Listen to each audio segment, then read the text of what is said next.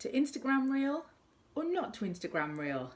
That is the question that I'm addressing in today's video. Welcome, my name is Rubbi and I'm a social media educator, and my mantra is definitely you control social, not the other way around. And in today's video, I'm going to walk you through my thought process on when a social media channel pops up, a brand new one, or an existing one launches a brand new feature, just like Instagram has done with Reels. I've got to be honest, when Instagram launched Reels not too long ago, my initial gut reaction was, oh my days, not another feature that I need to create content for. And I could see from the memes on Instagram that lots of you felt the same way.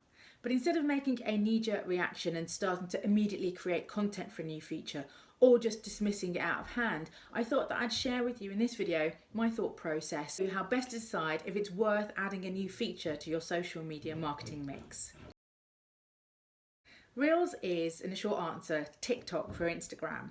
So it's video content set to music with captions, and yeah, it can be really fun. I've seen some fantastic Reels so far. If you want to know the specifics on how to use Reels, then rather than me doing that here, I'm going to point you in the direction of a couple of accounts who've already outlined the steps to do that. So after you've watched this video, go ahead and peruse their accounts and you'll be able to find out exactly how to use Reels.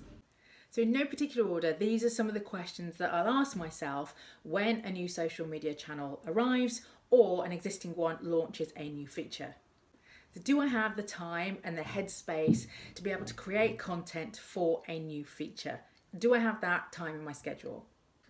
Is there anything that I'm doing at the moment that I really feel isn't quite working for me anymore? And can I remove that from my social media mix and instead add in, for instance, Reels to the mix and make things better?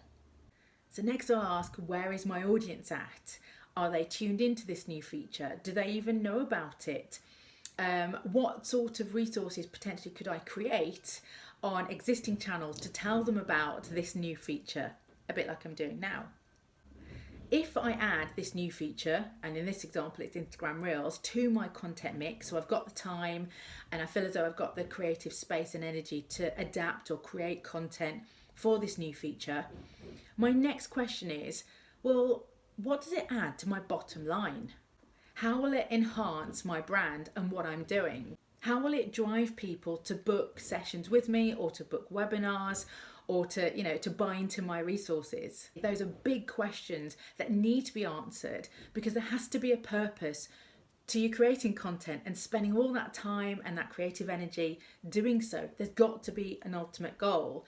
And for many of us, yes, it is awareness raising, it is about getting our name out there, but ultimately it's about adding to our bottom line. So those are the questions that I'll ask at the very outset. But here are some other questions that I think you should consider that are not so obvious and worth really thinking about before plunging into a new feature or completely throwing it out of the window. So when a new social media channel launches a feature, not all of its users gain access to it immediately. It's always on this constant rollout because these social media channels have billions of users worldwide. So here's what I do. I take that opportunity to be able to have some breathing space. There'll be others that I follow who gain access to that feature for whatever reason earlier than I do. So I'll sit back and I'll watch their content and I'll see how they're using it. So essentially, I don't rush into things. I'll wait. I'll sit back and I'll wait and decide whether or not that's something that is worth me adding. And when a new feature comes out, it's often tweaked based on user experience. So the social media channel is looking for user experience to iterate and continuously improve the experience of that new feature. And we saw that happen with Instagram Stories, IGTV, both of which have been around for a good few years now, but have only in the last, say, year or so, have really found their feet and come into their own. I'll just wait, again, watching other people use it and then deciding and watching how it's iterating, how it's changing, how it's improving, whilst continually deciding whether or not that's something that I want to add to my social media mix. Which leads to my third point, and that's if the social media channel is doing its research and they feel as though its audience is adapting that new feature, then it'll stick around for a while. So there's no rush to join in. Just like Stories has adapted, just like IGTV has as well. If Reels is something that they think is going to be a success, then it'll be around for a while. So don't worry. Even if you don't start using it immediately, there'll be plenty of time for you to do so. So to sum up, 3 things. First of all, you control social, not the other way around. I will never tire of saying that because it is a valuable, valuable part of your mindset when it comes to your social media marketing.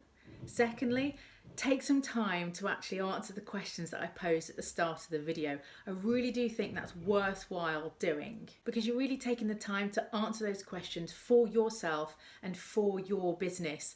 And ultimately, there will be lots of people around saying, do it, jump on this new feature, open this new account on this new channel. But ultimately, it's your business. You understand what time you have, the creative space that you've got, which leads to my third point, which is you do you, and remember that you set the pace and do what's right for your business, your audience, and importantly, your mental and creative well-being.